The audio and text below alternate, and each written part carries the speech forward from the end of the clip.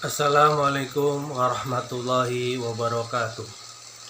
Bismillah, alhamdulillah, wassalatu wassalamu ala rasulillah. Allahumma sholli ala sayyidina Muhammad wa ala alihi wa sahbihi ajmain, amma ba'du. Pada kesempatan ini saya akan menyampaikan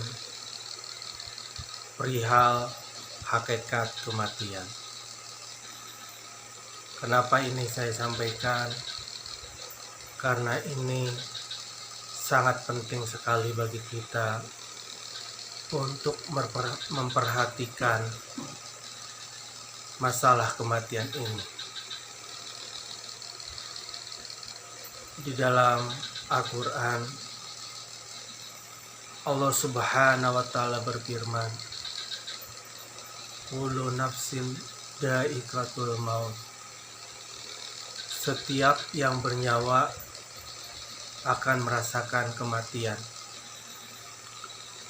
Jadi semua orang tidak terlepas akan mengalami kematian.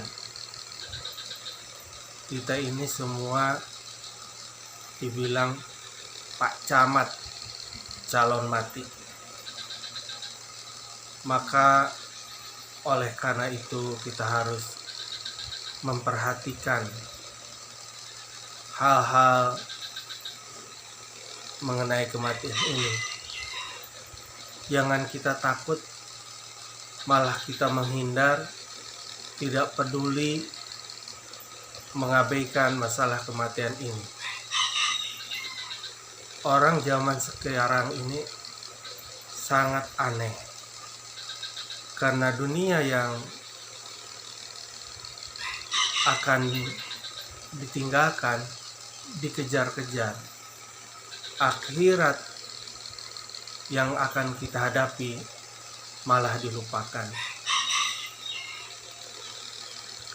Jadi hakikat kematian adalah berpisahnya ruh dengan tubuh. Perpindahan dari satu alam ke alam lainnya. Jadi kematian ini merupakan musibah yang paling besar. Tetapi ada musibah yang lebih besar lagi, yaitu apabila kita lalai menghadapinya. Kita tidak peduli untuk menghadapinya. Kita lari untuk menghadapinya. Padahal kematian adalah sesuatu yang pasti terjadi, tinggal menunggu waktunya saja. Jadi sebelum kita menyesal di pintu kubur nanti, mari kita perhatikan masalah kematian ini. Dikisahkan Nabi Ibrahim alaihissalam ketika beliau akan dicabut nyawanya, malaikat datang kepada beliau. Kemudian Nabi Ibrahim berkata kepada malaikat pencabut nyawa, "Adakah seorang kekasih mau mencabut nyawa kekasihnya?" Jadi Nabi Ibrahim ini bergelar Khalilullah, kekasih Allah. Maka malaikat maut pun kembali menghadap Allah Subhanahu wa Ta'ala dan menyampaikan apa yang diucapkan oleh Nabi Ibrahim. Maka Allah Subhanahu wa Ta'ala berfirman, "Tidakkah seorang kekasih mau bertemu dengan kekasihnya?" Maka pada kesempatan berikutnya Nabi Ibrahim setelah datang malaikat maut menyatakan, "Silahkan cabut nyawaku." Ini perkataan yang indah dari dialog tersebut, yang memang ada sebagian orang-orang solih yang menginginkan kematian karena dia ingin bertemu dengan kekasihnya, Allah Subhanahu wa Ta'ala. Dari seorang punya kekasih di dunia ini sifatnya fana sementara. Tapi kalau orang mencintai Allah, dia akan cinta yang selamanya, selama-lamanya, tidak terbatas waktu. Itulah gombal-gombal di dunia. Cinta selamanya, cinta selama orang hidup di dunia. Tapi kalau cinta sama Allah, cinta sama Tuhan kita, itu selama-lamanya. Cinta yang dikatakan cinta yang abadi. Jadi terkait ini ada orang-orang yang memang lari dari kematian. Ada yang lari dari kematian, tapi ada juga orang yang menginginkan kematian karena pertama ada orang yang tidak mengetahui kejadian setelah mati, orang yang lalai, orang yang tidak berilmu. Yang kedua adalah orang yang lari dari bencana. Kita bencana datang dalam arti ujian datang, tekanan hidup yang begitu besar, maka dia ingin sekali meninggal dunia, mengakhiri hidupnya, ingin bunuh diri, seperti itu. Orang yang lari dari kenyataan. Kemudian yang ketiga tadi sudah disinggung adalah orang-orang yang ingin berjumpa dengan kekasihnya, ingin orang dengan Allah. Orang-orang yang ahli ilmu, ahli ibadah, menganggap kematian adalah suatu perpindahan saja, tidak perlu ditakutkan. Mudah-mudahan kita menjadi orang yang ketiga ini. Jadi saudaraku sekalian, ada survei di Amerika Serikat. Jadi di sana selalu ada survei untuk membandingkan kesejahteraan hidup. Ini kaitannya dengan orang-orang yang ingin yang lari dari hidup, menginginkan kematian karena tekanan ya psikologis gitu, seperti itu. Di Amerika Serikat ini dilakukan survei. Jadi di masa Amerika Serikat ekonominya masih biasa, belum semaju sekarang dibandingkan dengan era setelah kemajuan.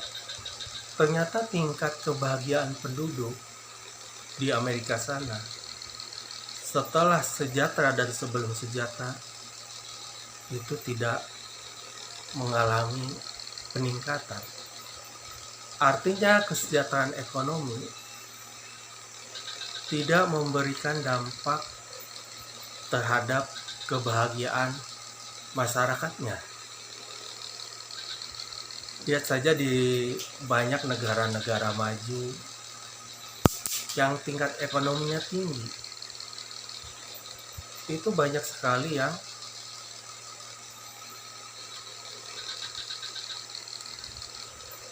bunuh diri karena persoalan hidup yang tidak bisa diatasi, tidak tahu harus mengadu kemana menghadapi persoalan hidup yang terus bertumpuk, dan menganggap kematian ada suatu jalan keluar karena tidak memiliki ilmu apa yang akan terjadi setelah kematian.